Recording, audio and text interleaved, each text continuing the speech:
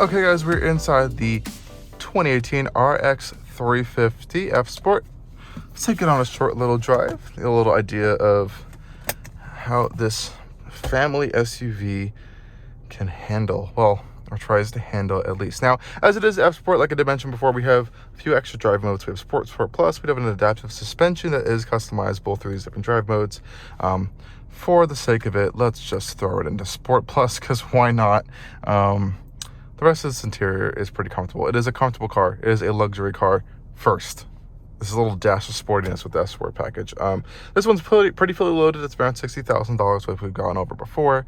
And yeah, let's just get right into it. So you do have paddle shifters, so we'll see if we can use those in a little bit.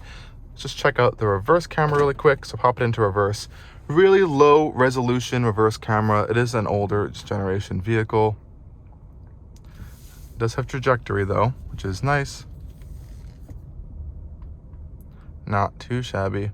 And the good thing about this car is that the turning radius is pretty good. So popping it back into drive. So we do a quick turn somewhere over here. We'll do it on the other side. The turning radius is not bad, probably because of the architecture that this is on. It's a front transverse platform, so you kind of get a better turning radius. Let's just see really quick. Right about here. Okay, so we'll go full lock to lock.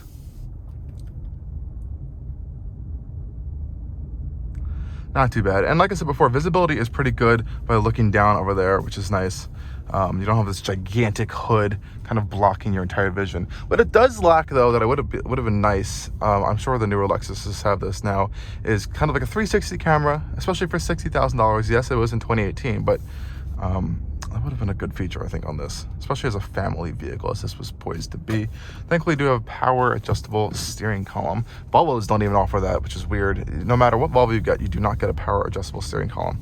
Strangest option, I think, to me, to this day, that I still have to deal with. But that is how it is. Now, another weird thing about Lexuses, and I think Mazdas or some other vehicles may do this as well, is that you get locked out of most of the infotainment system when you're driving. As you can see right now, everything's grayed out because I'm moving. Once I'm not moving, I'll just come to a stop right here really quick. It all comes back. So it is a safety thing, but honestly, if I'm gonna be completely honest, it's because I think of this system. Let's just take a quick little acceleration here. We're in Sport Plus mode.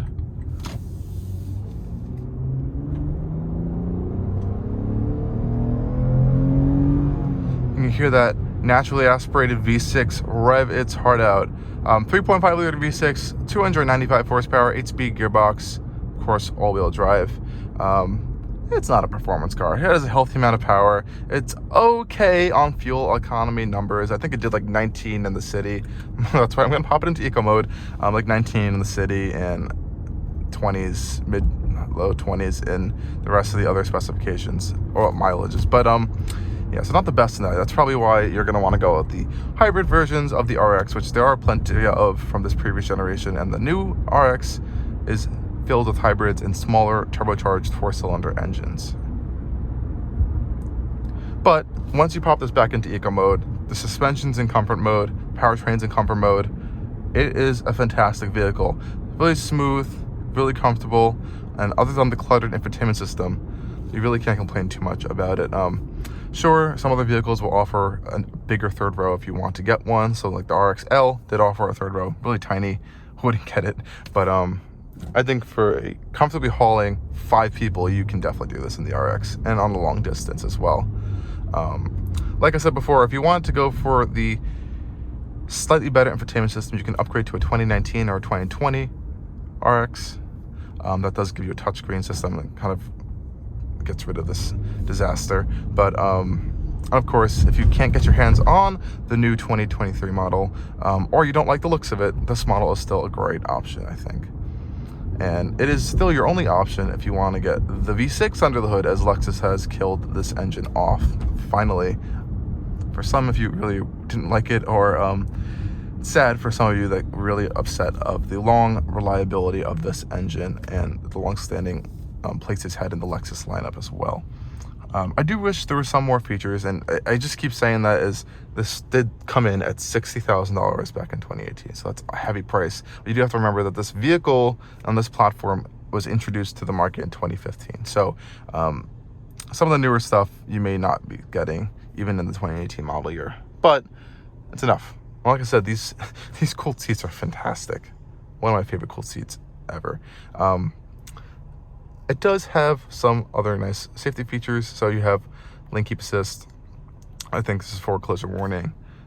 Pretty basic stuff. And of course, cruise control, older style cruise control system. The facelifted version of this did get a newer safety suite from Lexus. So you did a little bit more options there.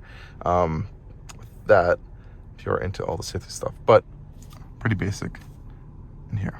And it is pretty quiet as well. There is some road noise you can hear, I think coming from these kind of window areas on the sides, these really huge side mirrors. Great for visibility, not so great for wind noise, unfortunately, but general quietness and the solidity of the vehicle is fantastic, I think.